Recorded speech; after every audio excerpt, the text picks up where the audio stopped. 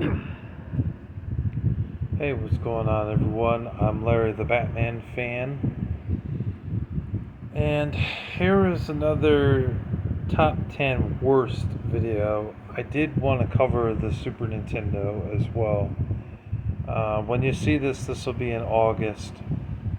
Um, but yeah, there is some bad games on the Super Nintendo for sure. The dishonorable mentions for this list has to be Super Godzilla. I saw Angry Video Game Nerd's Godzilla review, and that was on there. It was bad. Never played it personally. The diabetes game called Captain Novolin. That is supposedly a crap fest, a really bad game. And also Beethoven, Dennis the Menace, and the Page Master, all licensed games on the Super Nintendo. No surprise there because they're licensed games, so of course,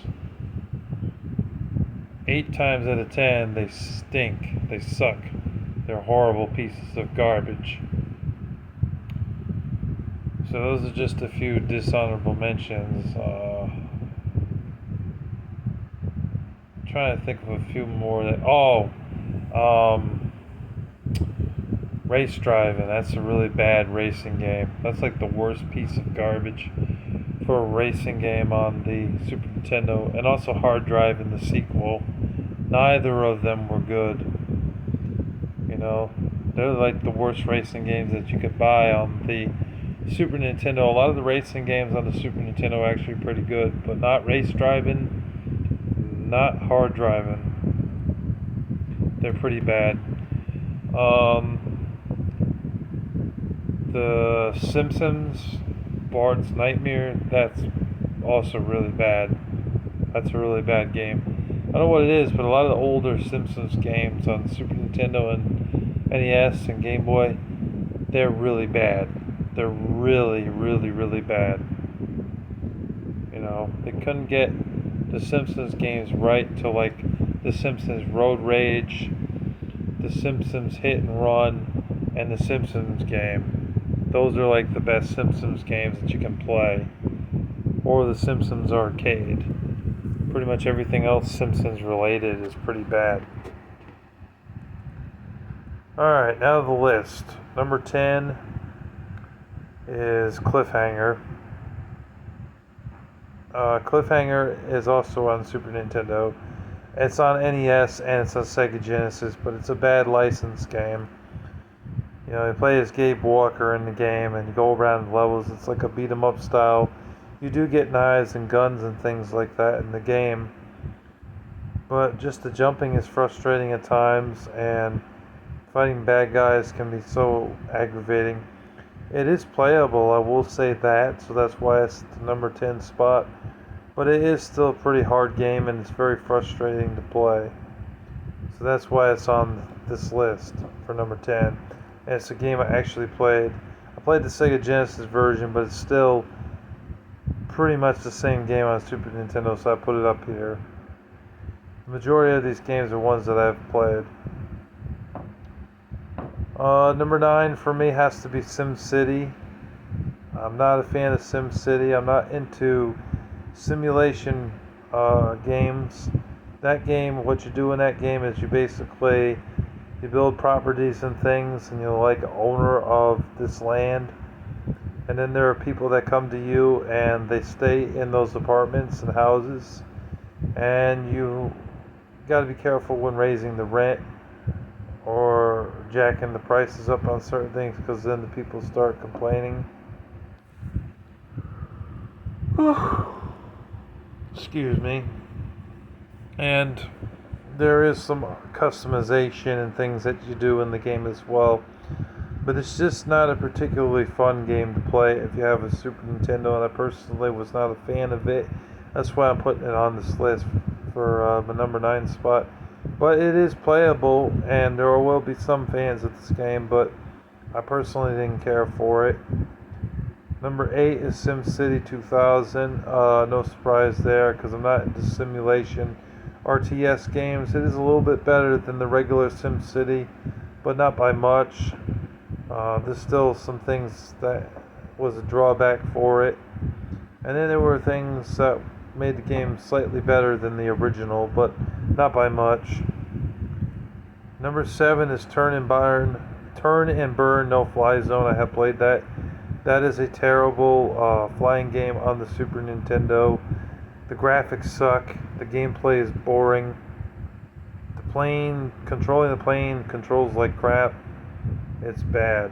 They couldn't get a lot of those flying games back in the day right. They just kept screwing them up, and they were not fun to play. So that's why I don't recommend Turn and Burn Fly Zone. It's a piece of crap. Number 6 has to be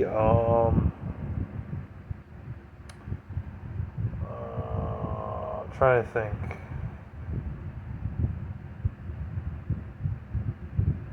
Number 6 is Batman Forever.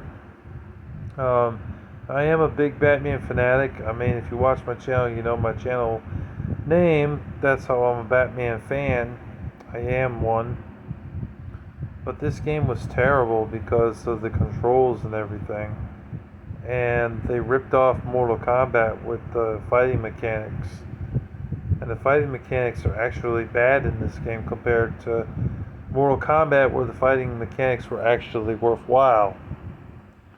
So that's why the game's bad. Plus, when you get to a certain point and you have to swing your grappling hook to go up, you have to hit it or throw it up in a very specific way for you to go up to the platform, the top platform. Otherwise, it just simply doesn't work. If you watch the Angry Video Game Nerd, you have seen his review on it, so you will know why that game is really bad. They screwed up Batman Forever. It could have been a good game, but it ended up being a flop. Now we're into some shit. This is like the worst of the worst. Top 5 here. Home Improvement is number 5. This game sucks. This game is terrible. I mean, the storyline in the game's stupid. It's like Tim the Toolman Taylor and his buddy Al. You know, there's like some dialogue in the beginning of the game, and then like the next thing you know, you're playing as Tim and you got like a staple gun going through the levels, shooting it with, you know, at dinosaurs. I mean, not with dinosaurs. You're shooting a staple gun at dinosaurs. It's like a platformer game, but the platforming and jumping in the game, it really sucks. The controls are bad, and the gameplay is just stupid. The storyline is stupid in the game. It's just a really bad game. They should have just left Home Improvement alone and not made that a game, because it's pretty bad. Number 4 for me has to be Shaq Fu. I don't put Shaq Fu at number 1, surprisingly, because I feel like it's slightly playable, you know, more playable than these last 3 I'll mention.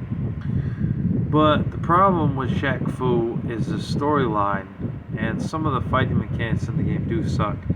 And just the epitome of Shaquille O'Neal, who's a basketball player, put into a fighting game. This game was also on Sega Genesis. It's crap on both, though. It's fucking garbage. It's terrible. Terrible ass game. The storyline of it is basically Shaquille O'Neal just walks into a pawn shop one day talking to some Mongolian looking dude. An ugly Mongolian dude. And it just tells him about this portal and this other world and how some girl is captured. And Shaquille O'Neal is just dumbfounded and just decides to go along with it, not questioning any of his motives or anything. If you walked into a pawn shop, some guy told you there's a portal that takes you to some forgotten worlds or something, would you look at him like he's crazy, or would you just say, oh yeah, that's a really good idea, I think I will do that, I think I will go in there and check it out? Well, he doesn't see anything wrong with it, so he decides to go in there, and boom, before you know it, he ends up in that world fighting some cat lady and some other weird creatures with tentacles and long fingernail arms. The game sucks. The game's terrible. Don't waste your time with it. The graphics are okay for a Super Nintendo game, and the game has, I don't know, I'd say below average fighting mechanics. It's not the worst game for fighting games, but it still sucks, if you know what I mean. I know that doesn't make a lot of sense, but still, it's still bad, but it's more playable than these last three games we're going to mention. Now we're at number 3.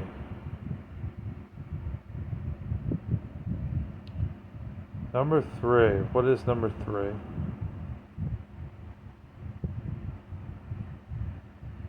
Has to be that basketball game. They made this basketball game where it's like a overhead view, and the person's like this small, and you go up the screen, go down the screen, and that basketball game plays like garbage. I forget the name of it, but I know it's crap. It's terrible. It's like the worst basketball game you could play on Super Nintendo. I mean, NBA Live 97 was way better than this piece of garbage. And then NCAA basketball played better than this. And even NBA Jam Tournament Edition, and NBA Live 96 and 98 played way better than this piece of crap. It's terrible. I'll leave the name of the game down in the comment section below because I'm forgetting the title, but it plays like crap and it's bad. Number 2, Pit Fighter. Pit Fighter is bad, really bad. If you play it on Midway Arcade Treasures 2 for the Xbox, PS2, and GameCube, they gave you the arcade version of that game, and that version of the game is actually pretty good if you play it on that compilation disc. I own that game.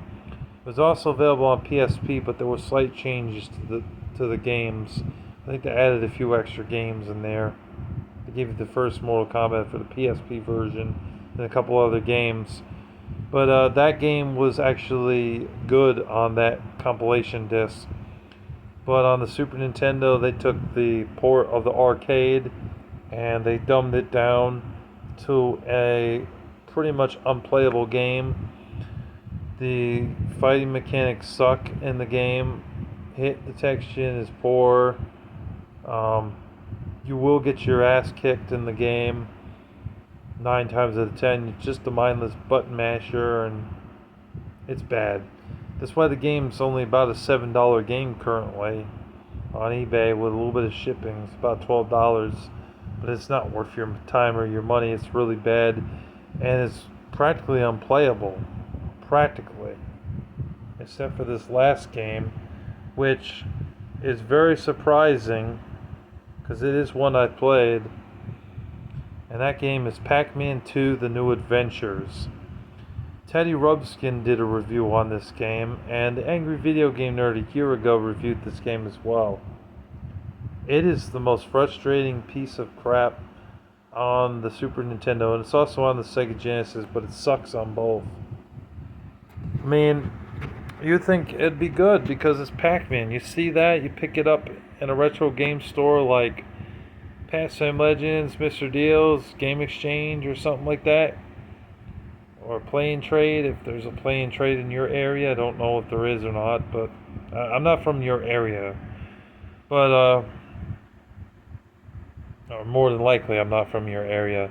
But it is the worst Super Nintendo game I've played, by far.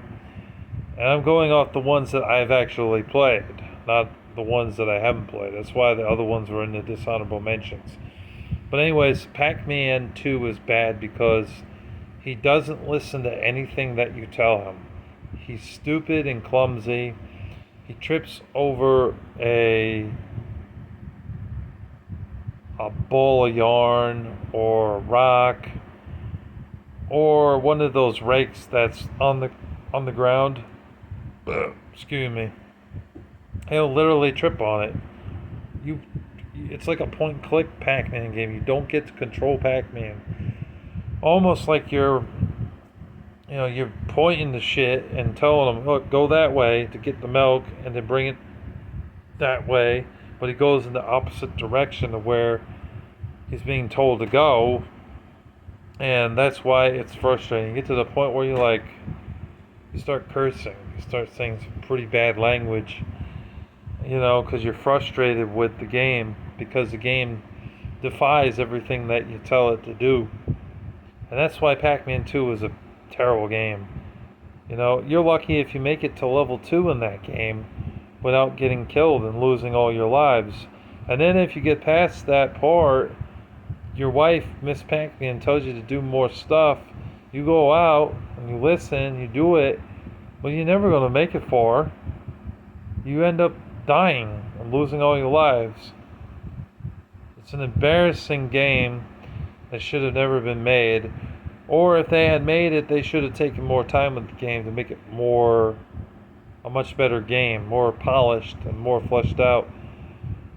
But the end product ended up being a pretty bad game. And it is the only Pac-Man game I ever played where I was like, man, fuck this game. This game sucks. This game is horrible. It's a piece of garbage, man. I hate this game. It was that frustrating of a game, and it's the worst Super Nintendo game I've played by far. Oh, I also forgot for the dishonorable mentions, Lester the Unlikely, because that's another game very similar to Pac-Man where he doesn't listen to you or do anything that he's told. It's another frustrating game. The Angry Video Game Nerd reviewed that, so you check out his review on that. You'll see what I'm talking about. That's really bad too. And I know Wayne's World is another game that's mentioned a lot by people, and they say that that's a really bad game on Super Nintendo. It was also on the NES and possibly the Sega Genesis as well, but that's also a really bad game. So that's some of that's my top 10 worst Super Nintendo games. I wonder what your worst Super Nintendo games are. I would love to know. Leave it in the comment section below for me. And if you're new to the channel, be sure to subscribe to Larry the Batman Fan to be a part of everything we got going on here. Subscribe, folks. Subscribe. So you get some of the greatest gaming content on YouTube here. God bless you all, and thank you for watching. Take care. Peace.